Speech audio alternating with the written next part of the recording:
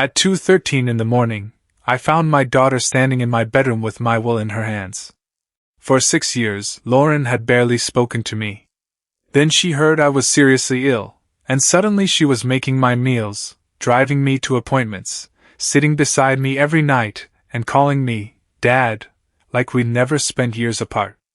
I thought almost dying had given me my daughter back. I was wrong. Because that night, hidden in the hallway, I heard her whisper into her phone. I found the will. The house is worth almost $900,000. If he doesn't change anything, we're set. I couldn't move. Then the person on the other end apparently asked her something. Lauren looked toward my empty bed and whispered, "The doctors don't think he's doing well. We just have to wait." Wait. My own daughter was waiting for me to die. But that wasn't the worst thing I discovered that night. Because when I finally stepped into the room and asked, "Who are you talking to?" Lauren dropped the papers. And one document slid across the floor toward my feet. It was something I had never shown her. Something connected to her mother. When I picked it up, Lauren started crying. "Dad, please. I can explain." I looked at my daughter and realized this wasn't just about my inheritance. Lauren had been planning something before she ever came back home. My name is Richard Bennett. I'm 68 years old, and I've spent most of my life in Connecticut. I wasn't born wealthy.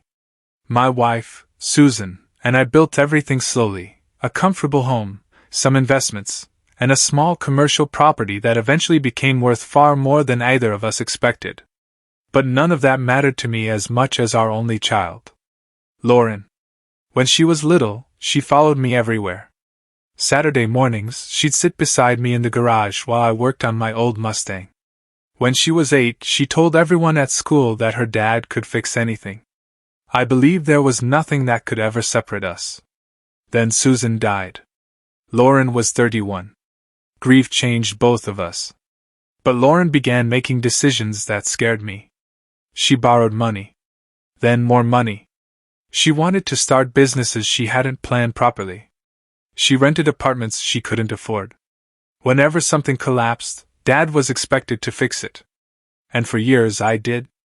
Until one afternoon she asked me for $60,000. When I refused, she stared at me across the kitchen table like I was a stranger. "You have more than enough. That doesn't mean giving you money will solve this." Her expression changed. "Mom would have helped me." That hurt. But what she said next hurt worse. "Maybe she was the only reason you and I ever had a relationship." Lauren walked out. For nearly 6 years, I barely saw her. Birthdays passed. Christmases passed. I kept sending messages. "Love you?" Doors always open. Most received no reply. Eventually, I stopped expecting one. Then last November, I collapsed in my office. I woke up in a hospital room with my sister sitting beside me. The doctors had discovered a serious heart condition. They talked about treatment, procedures, and risks. But one sentence stayed with me. "We need to take this seriously, Richard." My sister must have called Lauren. Because 3 days after I came home, my doorbell rang. When I opened it, I almost forgot how to breathe. Lauren stood on my porch. A suitcase beside her. Tears in her eyes. "Dad?" For a moment neither of us moved. Then she wrapped her arms around me. "I thought I lost you." Those 5 words broke 6 years of anger inside me. I held my daughter and cried. That night she made dinner. The next morning she organized my medication. She canceled plans to take me to my cardiologist. And every night she sat beside me asking about my health. I remember lying in bed thinking, "Susan, somehow our girl came home." What I didn't know was that while I was thanking God for a second chance with my daughter, Lauren had already started asking my sister questions. Questions about my properties, my bank accounts, and whether I'd ever changed my will. I wouldn't discover that until later. But the first warning came 4 days after Lauren moved in. We were having breakfast when she casually looked across the table and asked, "Dad, if something happens to you, who gets the house?" I stopped drinking my coffee. And for the first time since she'd returned, something about my daughter didn't feel right. I looked at Lauren across the breakfast table. What do you mean, who gets the house? She immediately smiled. I'm just asking, Dad. After what happened to you, we should probably talk about these things. Maybe she was right. I was 68. I had a serious heart condition. Estate planning wasn't exactly a strange subject. So I answered. Everything is handled. Lauren stirred her coffee. But I'm still your beneficiary, right? That question bothered me. Not enough to confront her. Just enough to remember it. I haven't changed anything since your mother died, I said. Lauren nodded slowly. Then she reached across the table and squeezed my hand. Forget I asked? I don't care about any of that. I just want you healthy. And I believed her. I wanted to believe her. For the next few days, Lauren became the daughter I remembered. She found an old box of family photographs in the closet. We sat together one evening looking through them. There was Susan holding Lauren as a baby. Lauren riding on my shoulders at Disney World. The three of us standing outside this very house the day we bought it. Lauren picked up one photograph of her mother. I miss her. So do I. Then she rested her head against my shoulder. For the first time in years, I felt like her father again. That's why what happened the following afternoon was so easy for me to ignore. I came home early from a doctor's appointment. Lauren didn't hear me enter. She was in my study talking on the phone. I wasn't trying to listen. Then I heard my name. He still owns it. Silence. No, I don't know exactly what it's worth. Another pause. Then, I'll figure it out. I stepped into the room. Lauren jumped. Who are you talking to? She quickly locked her phone. Just a friend. About what I own? Her face changed for half a second. Then she laughed. Dad, seriously? We were talking about your old Vermont property. I mentioned it because I used to love going there. I stared at her. Maybe that was all it was. But that evening, something else happened. I went into my study looking for an insurance statement. The bottom drawer of my filing cabinet was slightly open. I always kept it locked. Inside were my property records, insurance policies, and my estate documents. Nothing appeared missing. But one folder had been moved. The folder containing my will. I stood there for several seconds. Then I heard Lauren behind me. Everything okay? I turned around. She was smiling. And suddenly, for the first time since my daughter came home, I wondered if she had really returned because she was afraid I might die. Or because she wanted to know what would happen when I did. I should have trusted that feeling. Because 2 nights later, at 2:13 in the morning, I would finally hear the conversation Lauren never intended her father to hear. That night I couldn't sleep.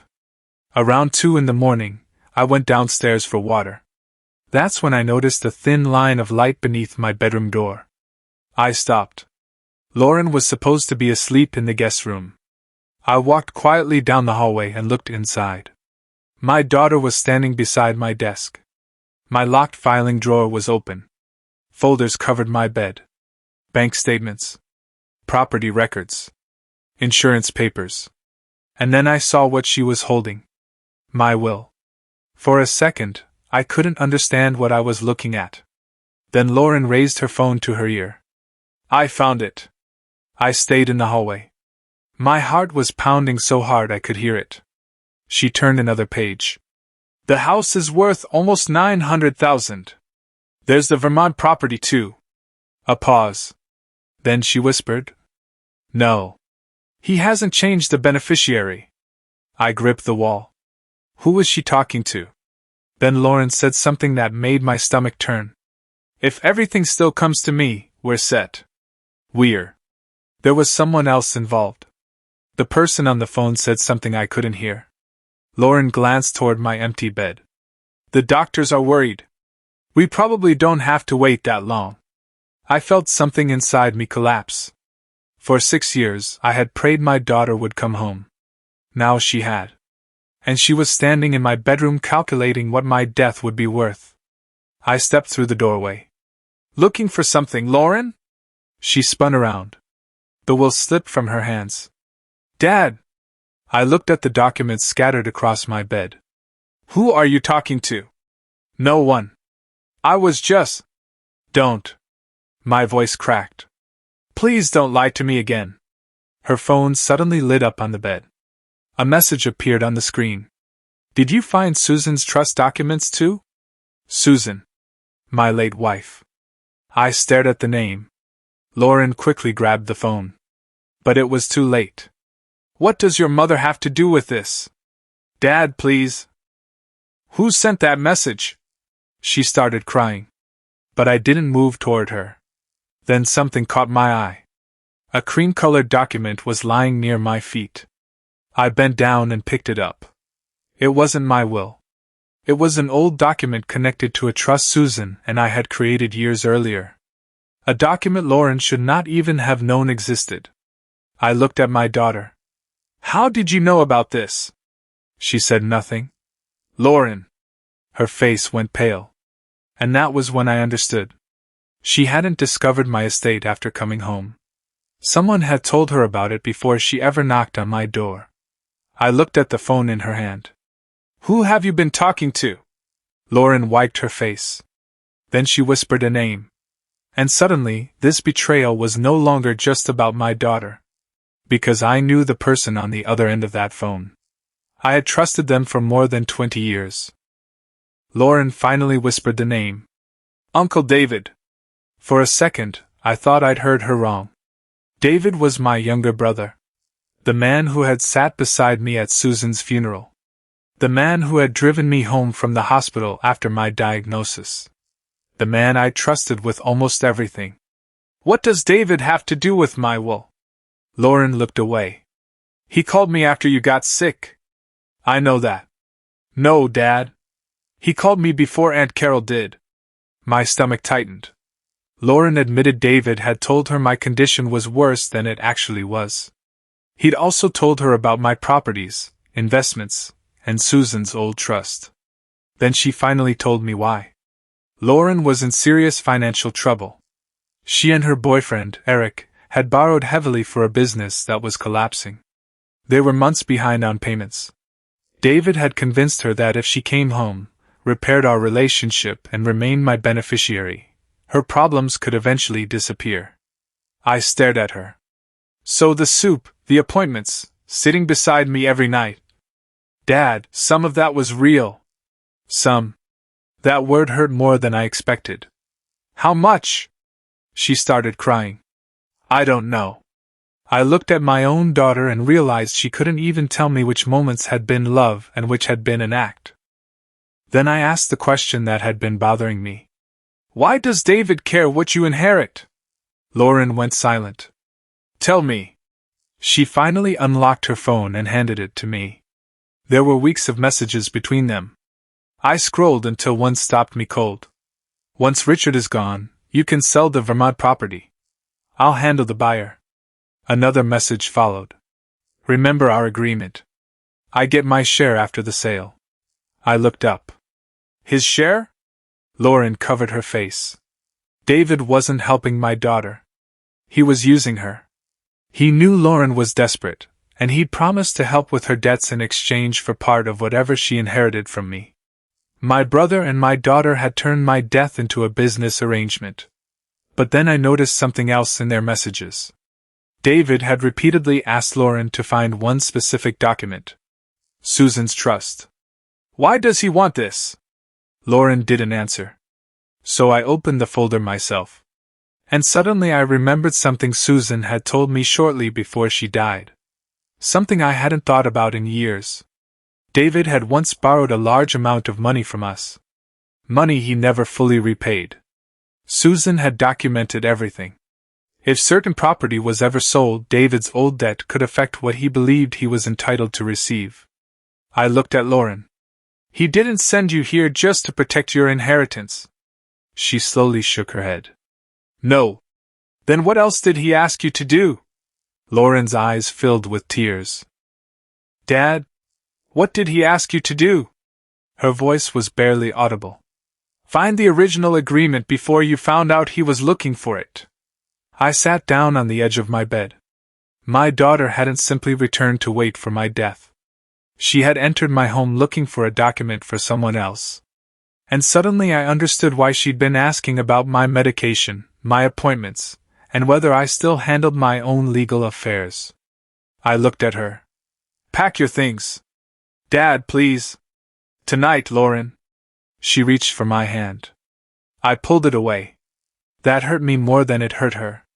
Because despite everything I'd just discovered, part of me still wanted to hold my little girl. But I couldn't tell anymore whether the daughter standing in front of me loved me, or simply needed something from me. And the next morning, I made one phone call that neither Lauren nor my brother expected. I called my attorney. This time, I wasn't calling to discuss what would happen after I died. I was calling to protect everything while I was still alive. At 9 the next morning, I called my attorney, Michael Harris. I need to see you today. He heard something in my voice and didn't ask questions. 2 hours later, I was sitting across from him with Susan's trust documents and screenshots of Lauren's messages. Michael read them quietly. Then he looked at me. Richard, what do you want to do? That question was harder than I expected. I could change the will. Remove Lauren completely. Make sure she never received $1. After what she'd done, maybe people would say she deserved that. But she was still my daughter. And somewhere inside that 68-year-old man was the father who remembered teaching a little girl to ride her bicycle. I don't want revenge, I said. I just don't want anyone waiting for my death to solve their financial problems. So we changed everything. Most of my estate would eventually fund a foundation in Susan's name. Lauren would still receive a protected trust, but she wouldn't control it all at once. David would receive nothing. And most importantly, Michael secured the original documents David had been trying to find. When I returned home, Lauren's suitcase was by the front door. She was sitting on the sofa. Did you change the will? Not how are you feeling? Not can we fix this? The will. I looked at her for a long moment. Yes. Her expression changed immediately. What did you do? I protected what your mother and I spent our lives building. She stood. You cut me out? I didn't say that. Then what am I getting? There it was again. I felt my heart break in a completely different way. Lauren, listen to yourself. She stared at me. You came back because you thought I was dying. And now, after everything that happened last night, the first thing you want to know is how much you're getting. She started crying. David manipulated me. He did. I nodded. But David didn't hug me at that door. She went quiet. He didn't make my coffee. He didn't sit beside me and tell me he wished we never lost those 6 years. My voice started shaking. That was you. Lauren wiped her face. I did mean some of it. I looked away. That's what makes this so much worse. Because if everything had been fake, maybe I could have hated her. But knowing that somewhere inside all those lies there might have been a little genuine love, that hurt even more. Then headlights appeared outside. A car pulled into my driveway. Lauren looked through the window. Her face changed. It was David. He walked toward my front door like he had no idea I knew anything. I opened it before he could knock. Richard. How are you feeling? I stared at the brother I trusted for more than 20 years. Better than you were hoping. His smile disappeared. Lauren stepped into the hallway behind me. David looked at her. Then at me. And he understood. I held up Susan's original agreement. You've been looking for this? David's face went pale. Richard, whatever Lauren told you. She didn't need to tell me much. I read your messages. Silence. I expected anger. Denial. Maybe an apology. Instead, David looked past me at Lauren and said, You gave him your phone? That was the moment Lauren finally understood something I already had. David wasn't family protecting her. He was protecting himself. And suddenly my daughter began to realize that she'd betrayed her father. For a man who was willing to betray her just as easily. David stood in my doorway staring at Lauren. You gave him your phone? Lauren looked shocked. That's what you're worried about. Do you understand what you've done? I almost laughed. Not because anything was funny. Because my brother had just been exposed for using my daughter to search my home, and somehow he still believed he was the victim. I stepped between them. No, David. Do you understand what you've done? He looked at me. This isn't what you think. I read the messages. His face tightened. You told my daughter I was dying. You convinced her to search my house. And you planned to take a share of whatever she inherited. David shook his head. I was trying to help her. She's drowning in debt. By waiting for me to die. He had no answer. Then Lauren spoke. You said Dad didn't have much time. David turned toward her. You needed money, Lauren. I gave you an option. Her eyes widened. An option? You agreed to it. That sentence changed the room. Lauren stared at him. And for the first time, David stopped pretending he had manipulated an innocent woman. He reminded her that she'd participated willingly. I looked at my daughter. She couldn't look back at me. David continued. You wanted that inheritance just as much as I wanted my money. Get out, Lauren whispered. David laughed bitterly. This isn't your house. No, I said. It's mine. And I'm telling you to get out. David stared at me for several seconds. Then he walked toward the door. Before leaving, he turned to Lauren. Don't blame me because you got caught. The door closed. Lauren stood completely still. Then she sat down on the sofa and covered her face. I've ruined everything. I didn't answer. After a while, she looked at me. Dad? I was desperate. I know. Eric and I owe more money than I told anyone. David said if I came back and fixed things with you, nobody would get hurt. I looked at her. Except me. She started crying harder. I didn't think of it that way. That is the problem, Lauren. My voice wasn't angry anymore. I was tired. You heard your father might be dying, and before you came through that door, you were already thinking about what his death could fix for you. She whispered. I love you. Those words once would have meant everything to me. Now I didn't know what to do with them. So I asked her one question. If I had called you 6 months ago and told you I was perfectly healthy, but I miss you and wanted you home, would you have come? Lauren opened her mouth. Then stopped. Seconds passed. She looked down. And that silence was the most truthful thing she'd given me since she returned. I nodded slowly. That's what I needed to know. Dad? I still love you, Lauren. She looked up. But loving you doesn't mean pretending this didn't happen. I walked over to her suitcase and placed it beside the door. Lauren understood. She picked up her coat. Before leaving, she turned around. Is there ever going to be a way back from this? I wanted to say yes. A father always wants to say yes. But trust doesn't return just because someone finally feels guilty. I don't know, I told her. If you ever come back, Lauren, come back because you want your father. My voice cracked. Not because you're wondering what he can leave you. She started crying again. Then she walked outside. I watched my daughter drive away. 6 years earlier, I'd watched her leave my house angry because I wouldn't give her money. This time she left knowing something much worse.